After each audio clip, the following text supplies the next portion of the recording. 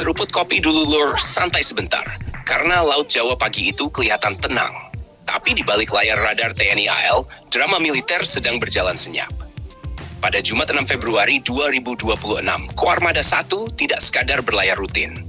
Mereka sedang menjalankan tugas yang sangat khas Angkatan Laut profesional.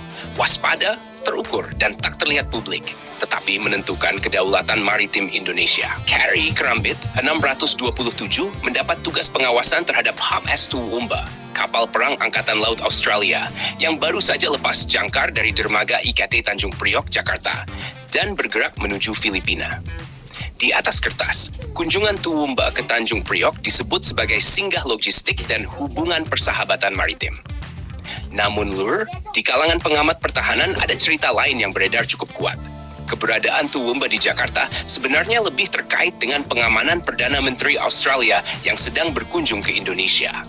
Singgah di Tanjung Priok dianggap sebagai alasan operasional yang rapi, sementara fungsi utamanya adalah berada cukup dekat untuk mendukung perlindungan VVIP bila dibutuhkan.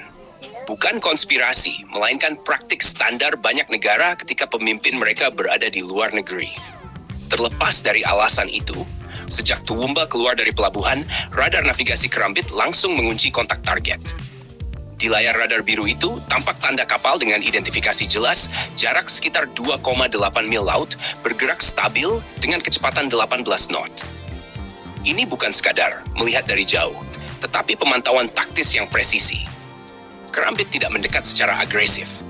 Justru disinilah profesionalisme TNI AL terlihat. Mereka menjaga jarak aman, tetap berada dalam radius pengawasan, sambil mengumpulkan data pergerakan, arah haluan, dan pola manuver Toowoomba. Dalam bahasa militer, ini disebut shadowing, membayangi tanpa memprovokasi. Selain radar, Kerambit juga memanfaatkan AIS dan ACDs. AIS memberi gambaran identitas pelayaran, sementara ACDs memastikan posisi kapal selalu terplot akurat di peta digital.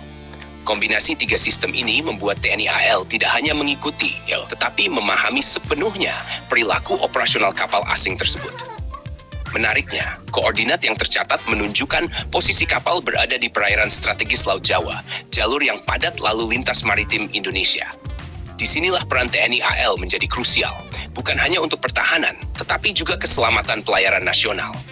Selama berjam-jam, komunikasi radio tetap berjalan profesional. Tidak ada nada ancaman, tidak ada manuver berbahaya, hanya dialog standar antar angkatan laut yang sama-sama memahami aturan laut internasional.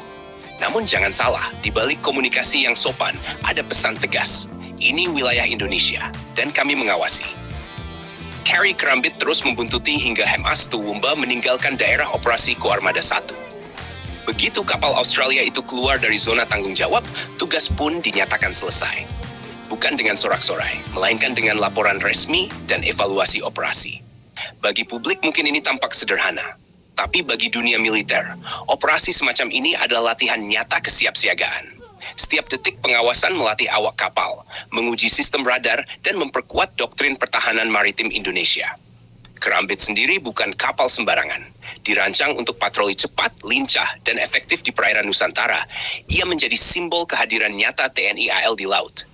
Bukan hanya sebagai penjaga batas, tetapi sebagai penegak kedaulatan yang kredibel. Kasus Toowoomba ini juga menunjukkan bahwa Indonesia tidak anti kapal asing, tetapi tegas dalam mengontrol pergerakan mereka.